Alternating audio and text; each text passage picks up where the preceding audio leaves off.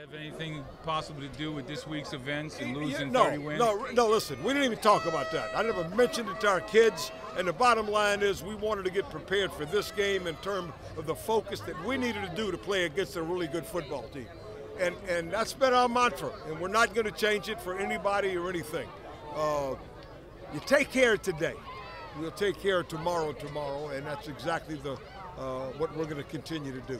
Are you the winningest coach in the history of high school football? Well, I'll let you decide that. If you can count, we'll go from there. Coach, 622, 592, does it really matter to you? No, it really doesn't. What more could you ask for in a game like this tonight? I mean, those kids were executing, they were excited, they played hard. It's what we coach for, to see these young men be able to accomplish things. But because it's not easy to do what they did tonight. And I'm proud of how they executed their offense and their defense and our kicking game, and that's what makes me continue to want to work hard and be a part of this. What does it mean, the emotion, all the people celebrating this with you, how much it means to them? You know, the bottom line is that this goes back to 1970, man. You know, 69, we didn't win one. But a lot of those guys were on that team, were part of that 70 win. And every win allowed us to get to this position and this point, and that makes me very, very proud and makes me very humble to think how many guys contributed to this.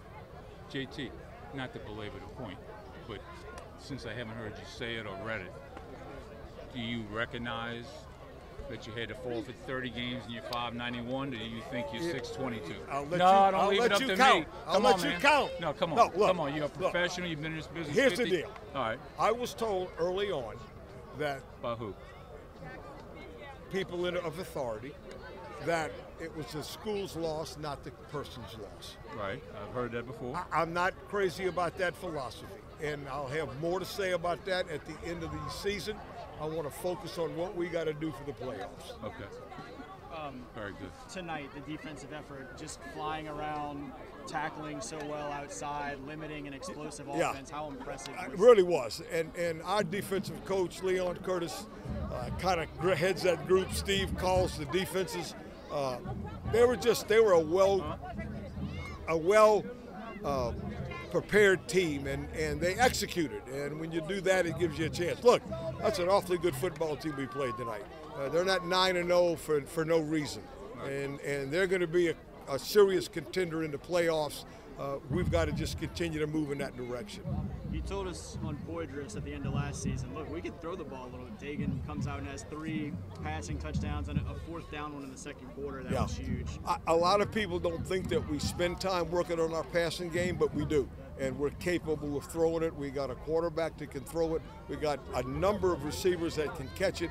And I think it really helps balance out our offense. What did you think was key in particular football game-wise? Between the lines, I mean, you jumped on them, you ran the ball with authority. I guess it was your option. I mean, because you popped some runs. We did, but you know, golly, how do you playing a team like this to 7 points? Right. My goodness, man. I mean, you couldn't ask more for a defense. They gave us every opportunity to win this game, and we were able to take advantage of it. You're right. How much better is this team playing right now at the right time of year than maybe a month or so ago? We felt like this. We felt like that we had talent defensively, but we were young.